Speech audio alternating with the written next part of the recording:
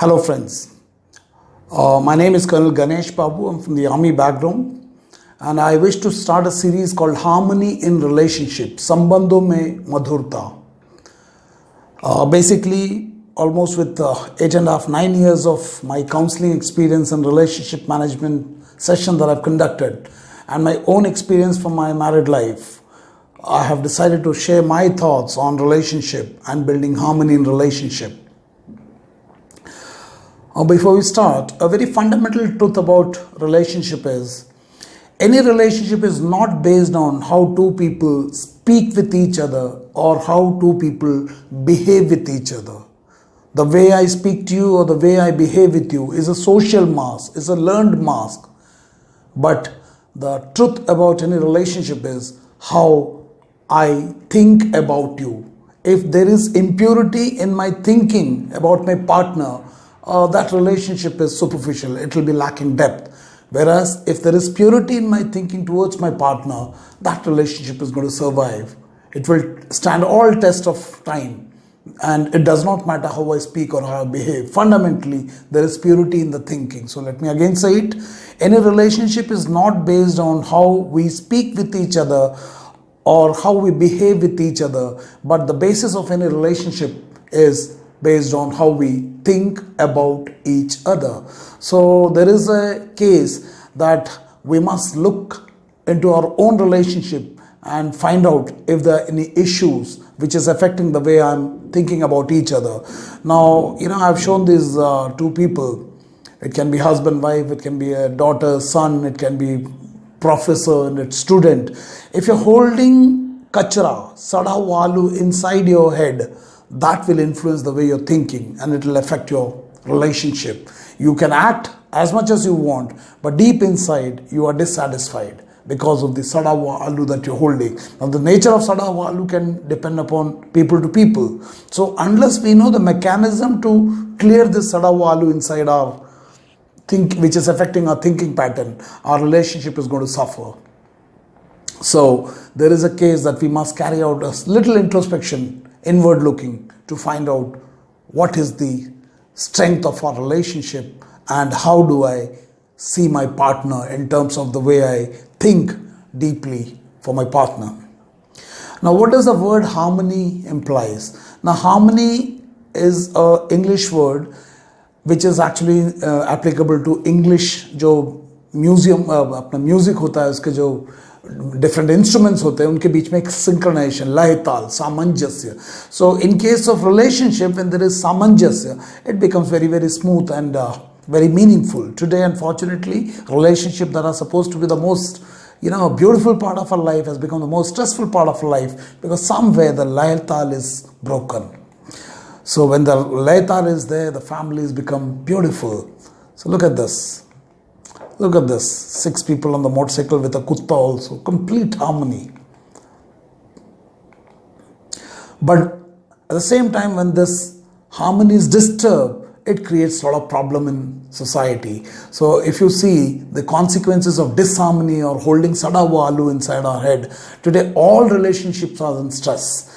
Whether it is a husband, wife, whether it is a parenting, there's a problem. Divorce, it happens for what reason we don't know. There is pressure in the work, there's tension, there's aggression, there's usage of drugs, premarital sex, teenage pregnancy, depression, suicide. These are all become a reality of the society. Why? Because somewhere something is missing. So what is that component which is disturbing this layatal in relationship?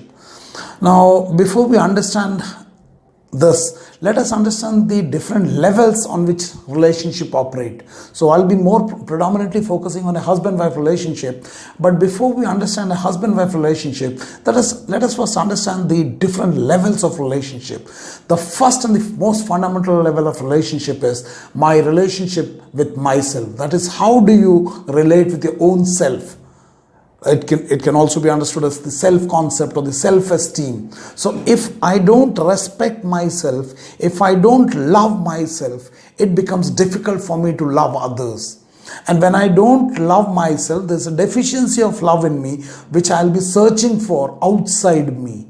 So when I'm not able to respect myself, my own self-esteem goes down, and with a lower self-esteem, I cannot build healthy relationship because I am disconnected from myself.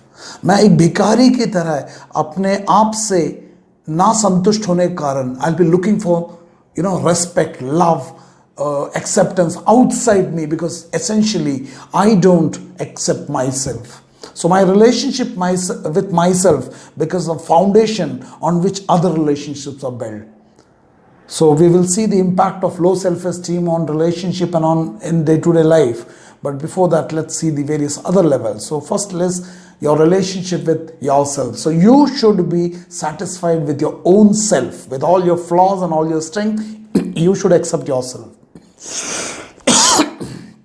The second comes relationship with the family. Now, family includes the husband, wife, children, extended family. So that harmony. So my relation with my family will only be good when I accept myself as an individual. When I am myself suffering from low self-esteem, this will manifest in all other relationships, because if I'm in conflict in my inner world, these conflicts can be seen and will get manifested in the other relationships. Whereas if I'm in harmony with myself, I can create that harmony in all my relationships. So relationship with my family. Next is relationship at workplace. If your workplace relationship or the professional relationship is not harmonious, it will not only affect your professional function, it will also adversely affect the personal life, because somewhere we have become good exporters of our professional stress into our domestic relationship. So work-life balance. So if you have a relationship of this kind, there's a lot of conflicts between peers and subordinates and seniors. Our life in the professional domain can be extremely hellish. So something like this. So there has to be a relationship of harmony within the office environment as well. Next is my relationship with the society. Now this is the larger than house. So this is the surroundings. So how do I relate with my neighbors, with my society at large, with others, with opposite gender, even in terms of Hindu, Muslim, Sikh, Isai. Unfortunately, today our political class, instead of uniting the society, they're fragmenting for the pity vote politics. So that's very unfortunate. So how do I relate with others in the society? If I respect my religion, I think there is a case that I should also know that others respect their religion. We should be able to coexist. But if I feel that my religion is better than others, it creates conflict. So my relationship with my larger society, that's another level. Next is the relationship with nature. If we as human beings don't live in harmony with the nature, we create distortion, we create damage, we create, in the name of development, we actually create imbalance in the ecosystem. So today we know, in terms of the climate change and all those things that we're talking about, the environmental degradation, it is because we have not been able to live in harmony with the environment or the nature.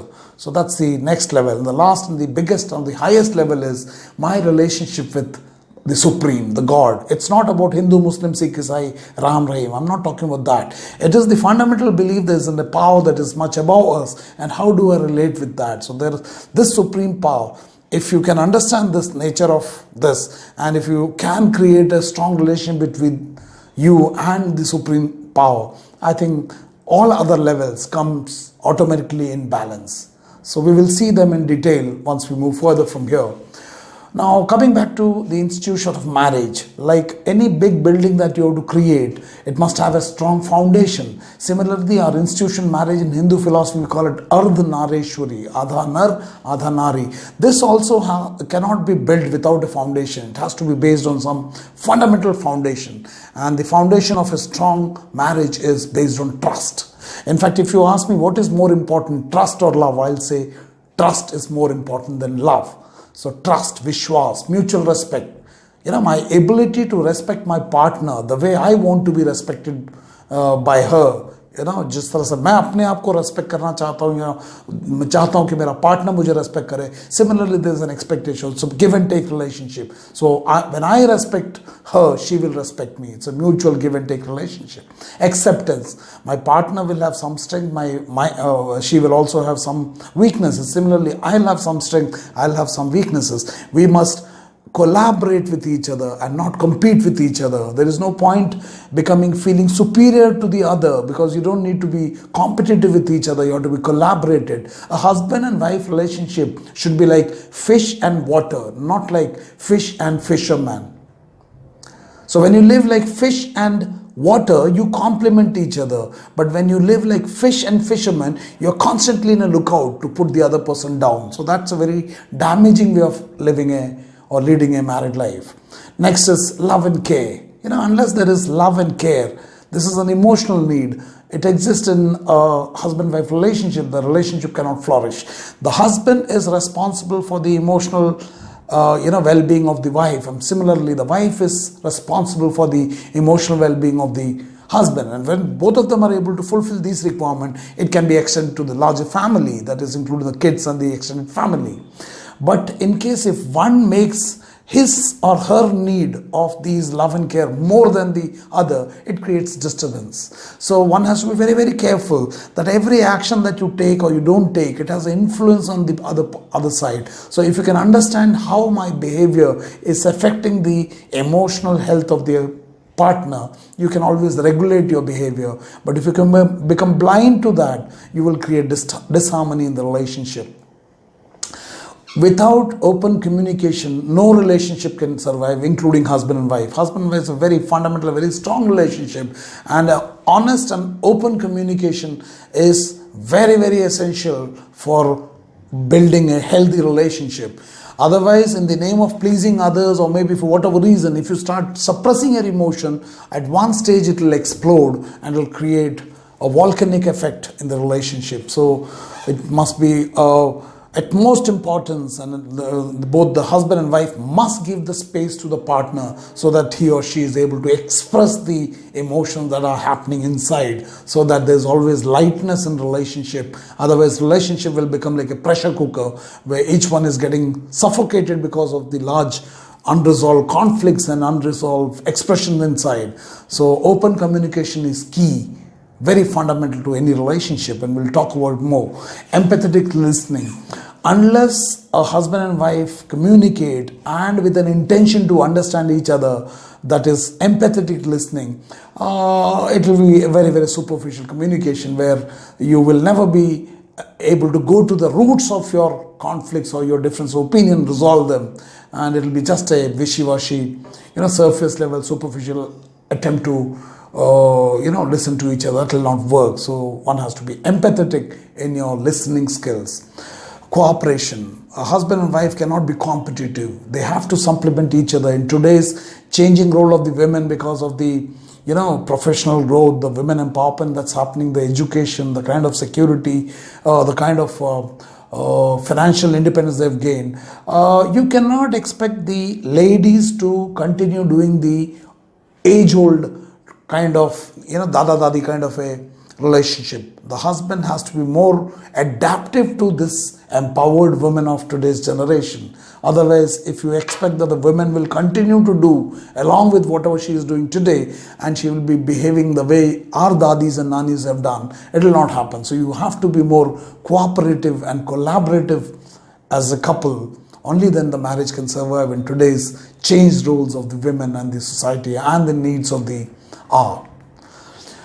Forgive and forget. Unless as couples we understand the art of forgiving and forgetting, we cannot take our relationship in a smoother way forward. So all conflicts that you have in our relationship, we must know how to resolve them, resolve the conflicts to the core and just close the chapter. If you hold them as Sadawa Alu inside your head, they will surface every now and then and will have the potential to damage the relationship. So the art of forgive and forget is very, very important. We'll talk about it much in detail in the subsequent sessions. Any relationship cannot, flourish unless each one feels cared in the relationship.